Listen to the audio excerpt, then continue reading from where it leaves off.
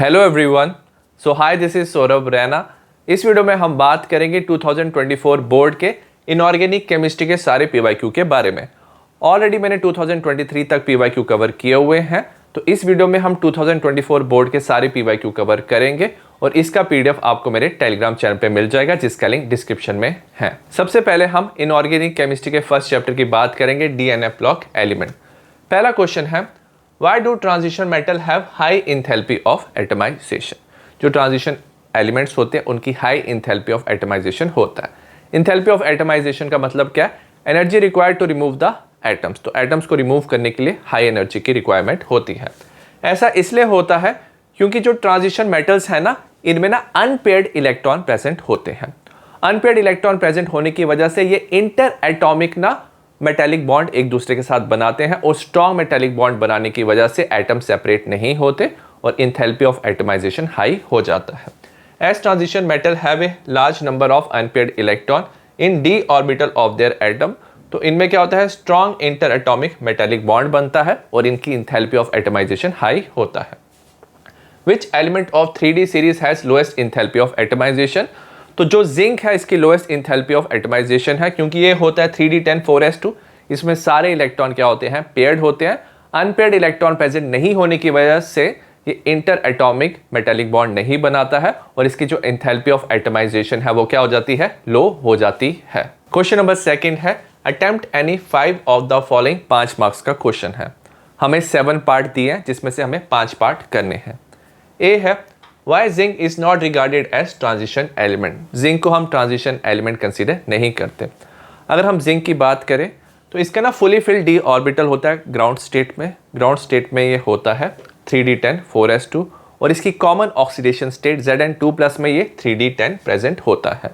तो इसमें जो डी ऑर्बिटल है वो हमेशा क्या होता है, फुली फिल्ड होता है, कोई भी अनपेयर्ड इलेक्ट्रॉन प्रेजेंट नहीं होता। तो ये बाकी ट्रांजिशन एलिमेंट की प्रॉपर्टी शो नहीं करता, तो इसे हम नॉन ट्रांजिशन एलिमेंट कंसीडर करते हैं। बी है, व्हाट इज लेंथेनॉइड कंट्रैक्शन। अब लेंथेनॉइड में याद रखना जो 4f ऑर्बिटल है वो प्रेजेंट होता है, उसका पुअर शील्डिंग इफेक्ट होता है। As a result nuclear charge increase होता है और जो एटॉमिक और आयनिक रेडियाई है वो डिक्रीज होता है। The steady decrease in the atomic and ionic radii of the element in lanthanide series from lanthanum La to lutetium. तो क्या हो रहा है, एटॉमिक रेडिया जो है वो डिक्रीज हो रहा है क्योंकि न्यूक्लियर चार्ज इंक्रीज हो रहा है, तो इसे हम लेंथेनॉइड कॉन्ट्रैक्शन कहते हैं। सी है, why is the first ionisation enthalpy of chromium is lower than that of zinc.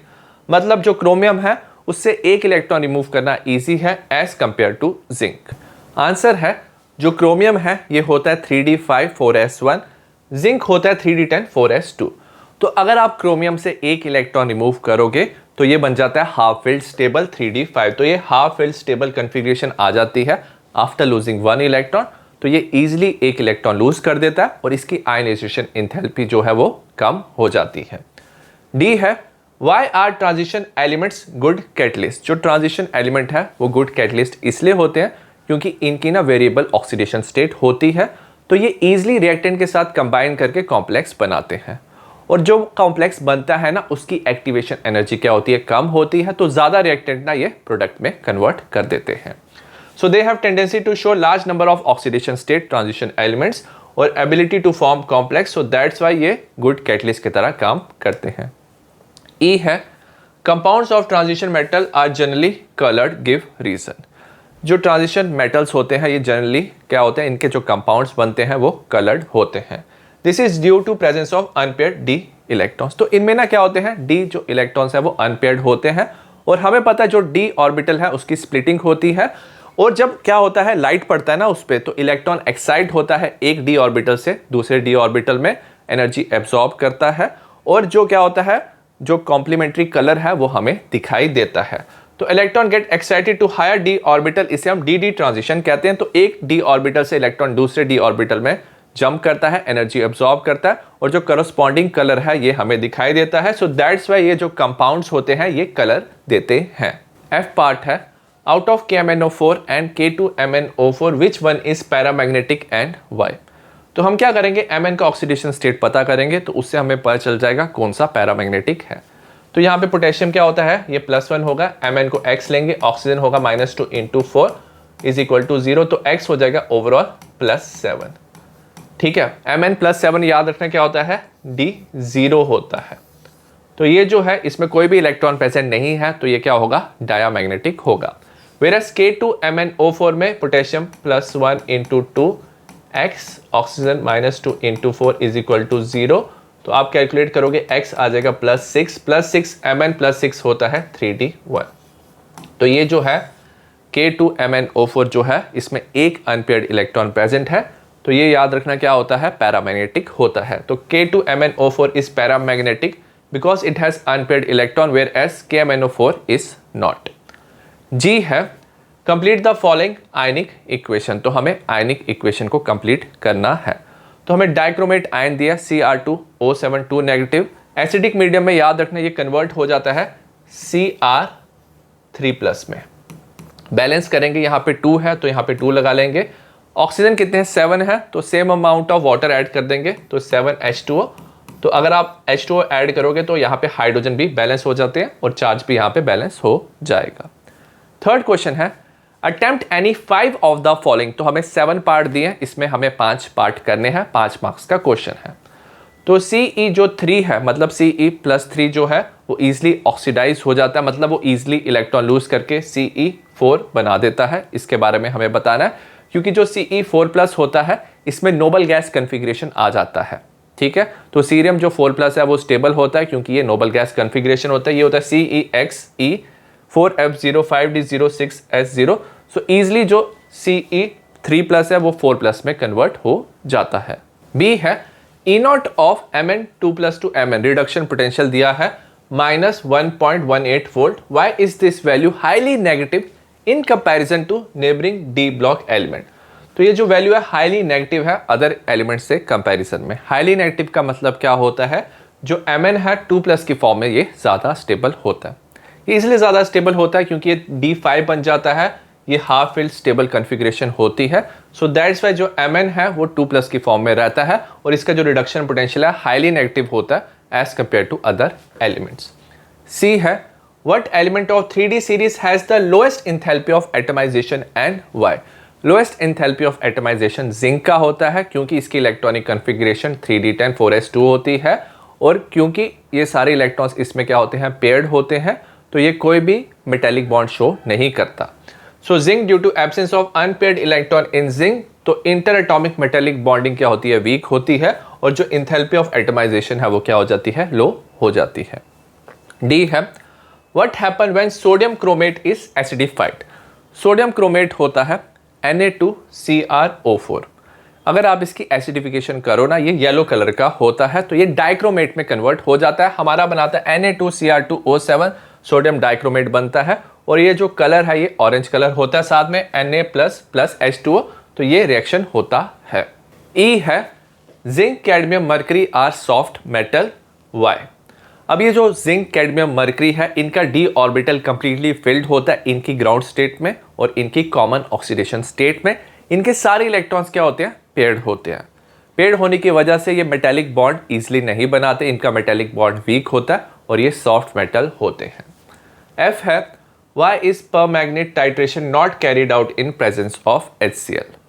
Normally हम एसिड इसलिए डालते हैं टाइट्रेशन में ताकि मीडियम जो हो वो एसिडिक हो जाए, बट परमैग्नेट टाइट्रेशन में हम HCl इसलिए नहीं डालते क्योंकि जो HCl है वो कन्वर्ट हो जाता है क्लोरीन गैस में।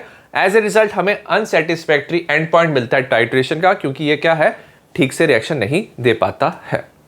जी है, the lower oxide of transition metal are basic. जो लोअर ऑक्साइड होते हैं जिनमें ऑक्सीडेशन स्टेट कम होती है वो क्या होते हैं, बेसिक होते हैं, और जो हायर ऑक्साइड्स होते हैं वो क्या होते हैं, एम्फोटेरिक एसिडिक होते हैं। हमें इसका रीजन बताना है। In case of lower oxide of transition metal, अगर हम लोअर ऑक्साइड की बात करें जैसे Mn हो, इसमें Mn क्या होता है, +2 की फॉर्म में प्रेजेंट होता है। तो इसमें क्या होता है, मेटल के वैलेंस शेल में ना इलेक्ट्रॉन प्रेजेंट होते हैं जो बॉन्डिंग में पार्टिसिपेट नहीं करते। तो ये जो Mn है ये इलेक्ट्रॉन पेयर डोनेट कर सकता है, एज ए रिजल्ट ये लुईस पेस की तरह काम करता है। अगर हम हायर ऑक्साइड की बात करें तो मेटल के वैलेंस शेल में कोई इलेक्ट्रॉन प्रेजेंट नहीं होता, जैसे Mn2O7, इसमें Mn क्या होता है, +7 होता है, तो इसमें कोई वैलेंस शेल में इलेक्ट्रॉन प्रेजेंट नहीं होता है और हाई चार्ज होता है। हाई पॉजिटिव चार्ज होने की वजह से ये इलेक्ट्रॉन पेयर एक्सेप्ट कर सकता है, तो ये लुईस एसिड की तरह बिहेव करता है। नेक्स्ट क्वेश्चन है, actinoid contraction is greater from element to element than lanthanoid contraction. तो एक्टिनोइड कॉन्ट्रैक्शन ज़्यादा होता है। अब एक्टिनोइड कॉन्ट्रैक्शन में ना 5f ऑर्बिटल इन्वॉल्व होता है और इसका ज़्यादा पुअर शील्डिंग इफेक्ट होता है as compare to 4f electrons. ठीक है, तो एक्टिनोइड कॉन्ट्रैक्शन में 5f इलेक्ट्रॉन्स होते हैं और लेंथेनॉइड में 4f। ज़्यादा पुअर शील्डिंग इफेक्ट होता है किसका? 5f का। एज ए रिजल्ट इसमें न्यूक्लियर चार्ज ज़्यादा इंक्रीज होता है, कॉन्ट्रैक्शन ज़्यादा होता है, और जो एक्टिनोइड कॉन्ट्रैक्शन है लेंथेनॉइड कॉन्ट्रैक्शन से ज़्यादा होता है। कोऑर्डिनेशन कंपाउंड से पहले मैं ये बताना चाहता हूँ कि अगर आप मुझसे लाइव पढ़ना चाहते हो तो आप मेरा कोर्स ज्वाइन कर सकते हो, लेवल अप। इसमें मैंने ऑलरेडी ऑर्गेनिक केमिस्ट्री पूरा कंप्लीट किया। मैंने पूरा एनसीईआरटी लाइन बाय लाइन पढ़ाया हुआ है, पीवाईक्यू कवर किया, एमसीक्यू कवर किया अराउंड 40 से 50, जो आपको कॉम्पिटिटिव एग्जाम्स नीट या सीयूटी में भी हेल्प करेंगे और आपको सारे रिकॉर्डेड वीडियोस मिल जाएंगे। साथ साथ में मैं 22 नवंबर से इनऑर्गेनिक शुरू कर रहा हूँ, उसके बाद फिजिकल केमिस्ट्री में शुरू करूंगा। इसमें आपको वर्थ 900 रुपीज़ का मटेरियल फ्री मिल जाएगा, क्लास 11 12 के रिवीजन नोट्स, ऑर्गेनिक के नोट्स, और साथ में मैं 3 सैम्पल पेपर भी प्रैक्टिस कराऊंगा। अगर आप अभी ज्वाइन करते हो इसका प्राइस आपको 899 पड़ेगा। आप इनऑर्गेनिक क्या कर सकते हो, कूपन कोड यूज़ कर सकते हो, तो आपको 300 रुपीज़ डिस्काउंट मिलेगा। ये कुछ दिनों के लिए ही ऑफर वैलिड है। नेक्स्ट हम कोऑर्डिनेशन कंपाउंड के पीवाईक्यू सॉल्व करेंगे। पहला है write the आईयूपीएससी name of the following coordination compound Ni3। तो 4 में से हमें 3 करने हैं। सबसे पहले दिया है K3FeCN6, तो हमें Fe का ऑक्सीडेशन नंबर निकालना है। Ka+1 होता है तो ओवरऑल +3 हो जाएगा और ये हो जाएगा हमारा -3। ठीक है, तो Fex ले लेंगे, Cn-1 into 6 is equal to -3, तो x+3 हमारा हो जाएगा। अब इसका हम नाम लिखेंगे। सबसे पहले हम लिखेंगे पोटेशियम का नाम, ठीक है, क्योंकि वो पहले है, लिखेंगे पोटेशियम। ठीक है, यहाँ पे 6 बार है ना, तो लिखेंगे हेक्सा, 6 लिखेंगे, और ये ना नेगेटिव चार्ज होता है तो एंड में O लगा देते हैं, तो ये हो जाएगा साइनाइडो। नेगेटिव लिगेंड में O लगा देते हैं, और ओवरऑल नेगेटिव चार्ज है तो आयरन को हम एज ए फेरेट लिखेंगे, तो ये हो जाएगा फेरेट, ये हो जाएगा फेरेट 3। ठीक है, तो ये हमारा इसका नाम हो गया। नेक्स्ट Pt को हम लेते हैं X, En न्यूट्रल होता है, Cl-1 इंटू 2, ये +2, तो x+4 हो जाएगा। अल्फाबेटिकल ऑर्डर में लिखेंगे, तो पहले लिखेंगे डाई क्लोरिडो, ठीक है, क्योंकि नेगेटिव चार्ज होता है तो O लगेगा। C जो है पहले आता है, ये इथेन 1,2 डाई अमाइन है, तो इसे हम लिखते हैं बिस, क्योंकि 2 बार है। ब्रैकेट में इसे लिखते हैं इथेन 1,2 डाई अमाइन। ठीक है, तो ये इसका नाम हो गया। लास्ट में हम लिखेंगे, क्योंकि 2 है ना, तो प्लेटिनम हम लिखेंगे, यहाँ पे हम लिखेंगे platinum, platinum, and oxidation number क्या है, यहाँ पे 4 है। ठीक है, ये हमने लिख दिया। नेक्स्ट हम देखेंगे, ये Cl का -1 है तो ओवरऑल ये +1 हो जाएगा। CO क्या X ले लेंगे, NH3 न्यूट्रल है 0, Cl-1, ONO नेगेटिव होता है -1, तो ओवरऑल ये +3 हो जाएगा। इसका नाम लिखेंगे, सबसे पहले हम अल्फाबेटिकल ऑर्डर में लिखेंगे, ये आएगा टेट्रा अमाइन। NH3 को अमाइन लिखते हैं, टेट्रा अमाइन, डबल M आएगा इसमें। फिर आ जाएगा हमारा क्लोरिडो। ठीक है, इसे हम लिखेंगे नाइट्राइटो, नाइट्राइटो O, क्योंकि एम्बिडेंटेड है, O वाली तरफ से इलेक्ट्रॉन डोनेट कर रहा है, तो नाइट्राइटो O हो जाएगा। क्योंकि ये पॉजिटिव चार्ज है तो इसे कोबाल्ट ही लिखेंगे हम, कोबाल्ट 3, ऑक्सीडेशन नंबर 3 है, और बाद में हम लिख देंगे क्लोराइड। ठीक है, अब इसका नाम लिखेंगे, ये क्या हो जाएगा, 4 है ना, तो इसमें लिखेंगे टेट्रा हाइड्रोक्सीडो, क्योंकि नेगेटिव चार्ज है, टेट्रा हाइड्रोक्सीडो। अगर आप ऑक्सीडेशन नंबर पता करना चाहते हो X-1 इंटू 4 -2, तो ये +2 हो जाएगा। इसे क्योंकि नेगेटिव है तो इसे लिख देंगे हम जिंकेट, 8 लग जाएगा। ठीक है, ऑक्सीडेशन नंबर क्या है, 2 है, और जहां पे क्या होता है, चार्ज होता है तो इसमें आयन लिख देते हैं, तो यहाँ पे हम आयन लिख देंगे, और साथ में हम यहाँ पे भी क्या कर देंगे, आयन लिख देंगे। तो ये हमारा क्या हो जाएगा, आईयूपीएससी नेम हो जाएगा इन कंपाउंड्स का। क्वेश्चन नंबर 2 है draw the geometrical isomer of the given complex, 3 marks का क्वेश्चन है। हमें दिया है PTNH3 twice Cl2 2+, इसका हमें ज्योमेट्रिकल आइसोमेरिज्म शो करना है। अब याद रखना ये ना स्क्वायर प्लानर होता है। अगर सपोज हमारा एक लिगेंड जैसे NH3 एक ही तरफ प्रेजेंट है, ठीक है, और Cl एक ही तरफ प्रेजेंट है, तो इस आइसोमर को हम क्या कहते हैं, सिस आइसोमर कहते हैं। ठीक है, तो ये एक ज्योमेट्रिकल आइसोमर है। और अगर सपोज NH3 यहाँ पे है, दूसरा NH3 यहाँ पे है, एक Cl यहाँ पे है, इसके अपोजिट दूसरा Cl प्रेजेंट है, तो इस आइसोमर को हम ट्रांस आइसोमर कहेंगे। तो ये इसके दो ज्योमेट्रिकल आइसोमर्स होते हैं। बी है write the electronic configuration of D5 ion if delta not is less than P। Delta not क्या होता है, क्रिस्टल फील्ड स्प्लिटिंग एनर्जी जो है वो लेस है as compare to pairing energy. तो according to crystal field theory जो octahedral complex है वो 2 एनर्जी लेवल में डिवाइड होते हैं। तो डी ऑर्बिटल 2 एनर्जी लेवल में डिवाइड होता है, एक T2g और एक Eg। T2g में क्या होते हैं, 3 ऑर्बिटल होते हैं और Eg में 2 ऑर्बिटल होते हैं। और हमारा जो डेल्टा नॉट है, जो क्रिस्टल फील्ड स्प्लिटिंग एनर्जी है, वो लेस है as compare to pairing energy. हमें कितने इलेक्ट्रॉन फिल करने हैं, 5 इलेक्ट्रॉन फिल करने हैं। सबसे पहले ना 3 इलेक्ट्रॉन यहाँ पे चले जाएंगे, 1 2 3। अब 4th इलेक्ट्रॉन कहाँ पे जाएगा, अब 4th इलेक्ट्रॉन ना T2g पे नहीं जा पाएगा, क्योंकि यहाँ पे क्या होगा, रिपल्शन होगा। इस रिपल्शन को ओवरकम करने के लिए हमें जो एनर्जी चाहिए उसे हम पेयरिंग एनर्जी कहते हैं। बट ओवरऑल जो हमारे पास एनर्जी है, क्रिस्टल फील्ड स्प्लिटिंग एनर्जी, वो पेयरिंग एनर्जी से कम है, तो इलेक्ट्रॉन यहाँ पे नहीं जा पाता है। सो एज ए रिजल्ट जो इलेक्ट्रॉन्स है वो Eg में चले जाते हैं। ठीक है, और हमारी जो इलेक्ट्रॉनिक कॉन्फ़िगरेशन हो जाता है वो हो जाता है T2g3 Eg2। तो जब हमारा D5 आयन है और crystal field splitting energy pairing energy से कम है, तो हमारा इलेक्ट्रॉनिक कॉन्फ़िगरेशन T2g3 Eg2 हो जाता है। सी है what is ambidentate ligand. Ambidentate ligand में 2 डोनर एटम होते हैं और किसी भी डोनर एटम से वो अटैच कर सकता है सेंट्रल मेटल एटम को।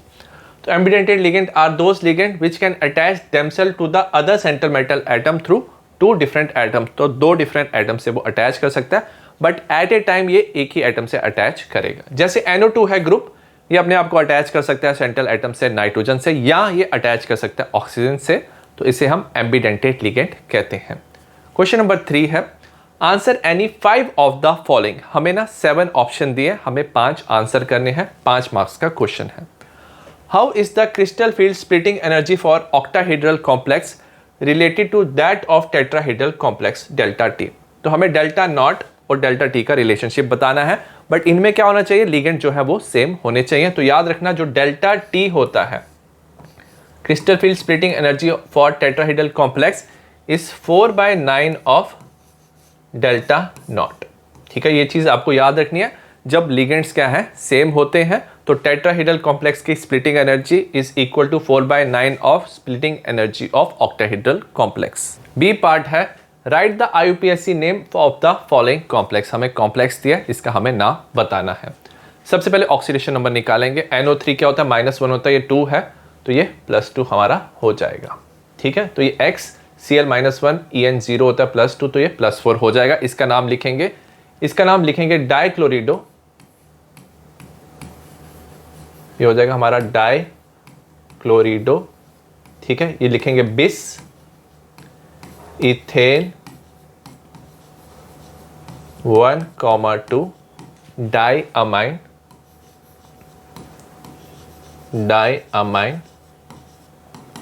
पॉजिटिव चार्ज है तो लिखेंगे प्लेटिनम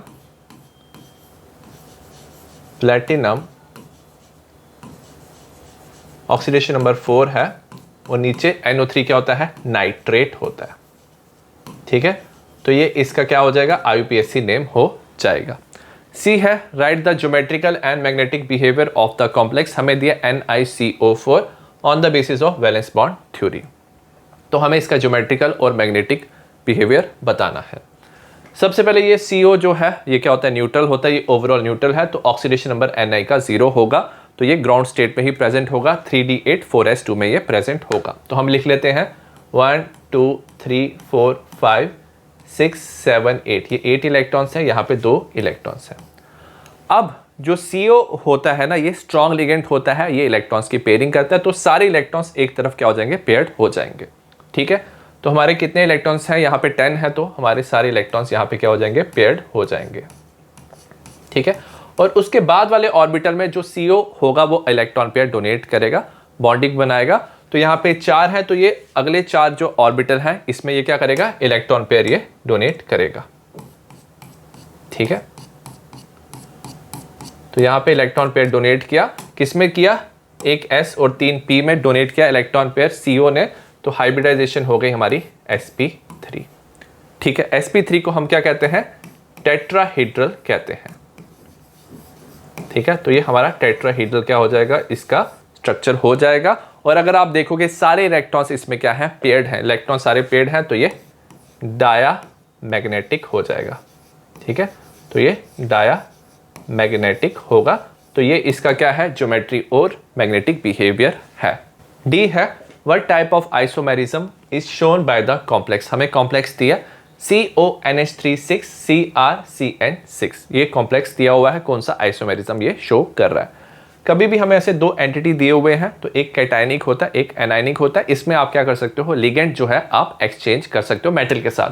तो इसमें हम लिख लेंगे CrNH36 COCN6, तो इसमें आपने लिगेंड एक्सचेंज कर लिए। और इस तरह के आइसोमेरिज्म को हम क्या कहते हैं, कोऑर्डिनेशन आइसोमेरिज्म कहते हैं। ठीक है, तो ये हमारा क्या होगा, कोऑर्डिनेशन आइसोमेरिज्म ये होगा। ठीक है, नेक्स्ट क्वेश्चन है, ई पार्ट है, for the coordination compound basis of crystal field theory right electronic configuration. D4 ion का इलेक्ट्रॉनिक कन्फिग्रेशन बताना है। Delta not is less than pairing energy, तो क्रिस्टल फील्ड स्प्लिटिंग एनर्जी इसमें भी पेयरिंग एनर्जी से कम है। और हमें बताना है जो कंपाउंड है हाई स्पिन या लो स्पिन कॉम्प्लेक्स है। तो D ऑर्बिटल 2 पार्ट में स्प्लिट होता है, T2G, जिसके 3 ऑर्बिटल होते हैं, EG में 2 होते हैं। और अगर आप इलेक्ट्रॉन भरोगे D4, 4 इलेक्ट्रॉन है हमें फिल करने हैं, 3 इलेक्ट्रॉन यहाँ पे चले जाएंगे। अब जो 4th इलेक्ट्रॉन को भेजने के लिए यहाँ पे एनर्जी चाहिए, उसे हम बोलते हैं पेयरिंग एनर्जी, बट हमें क्रिस्टल फील्ड स्प्लिटिंग एनर्जी कम मिला है, तो हम इलेक्ट्रॉन की पेयरिंग नहीं कर पाएंगे, तो इलेक्ट्रॉन यहाँ पे चला जाएगा। तो हमारी इलेक्ट्रॉनिक कन्फिग्रेशन हो जाएगी T2G3 EG1।